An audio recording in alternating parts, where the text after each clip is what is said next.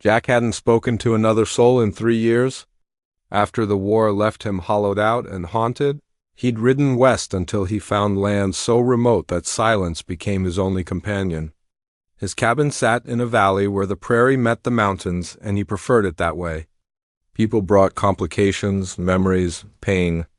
Out here, there was only the work, the seasons, and the blessed quiet that let him forget what he'd done, what he'd lost. The horses alerted him first. Their nervous snorting brought Jack to his feet, rifle in hand. Through the wavering heat of the summer afternoon, he saw them, 3 riders approaching slowly, deliberately.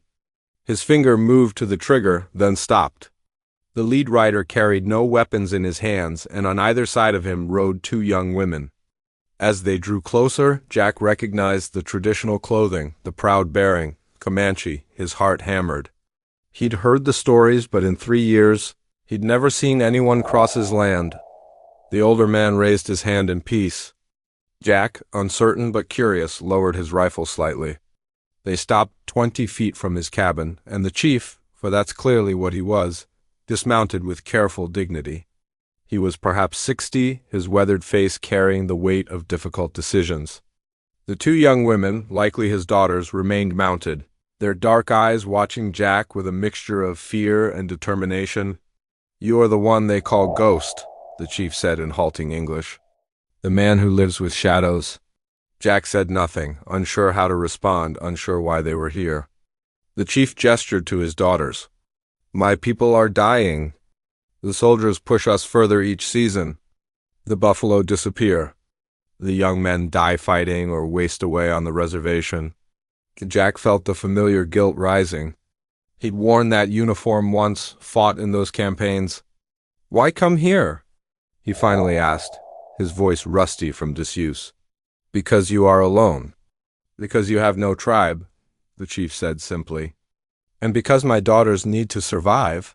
He spoke in Comanche to the young women, and they dismounted. The oldest, Diana, she is wise and strong.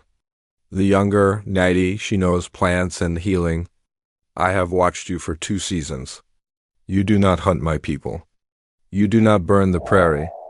You live with honor, even in your grief. Jack's hands trembled.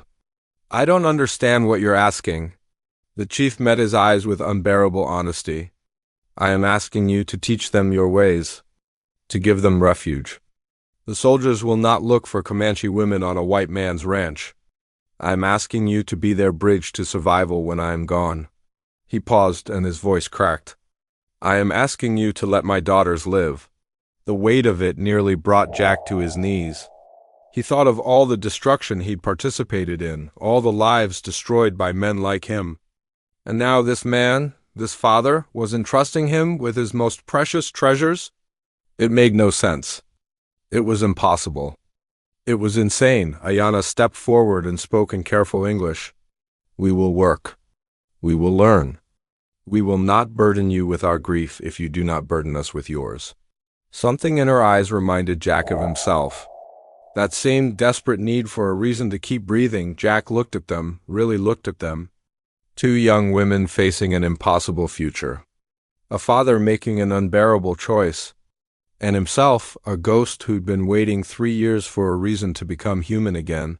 He thought about telling them no, about sending them away, about protecting his isolation. But isolation had never protected anyone. It had only preserved his pain. "There's a creek out back," Jack said quietly. "Fresh water, and the barn needs work. If you're willing to help me fix it, there's room enough for everyone." He saw the chief's shoulders sag with relief, saw tears streak down the old man's face. That night, as they shared a simple meal, Jack spoke more words than he had in years. And for the first time since the war, he felt the weight of silence begin to lift.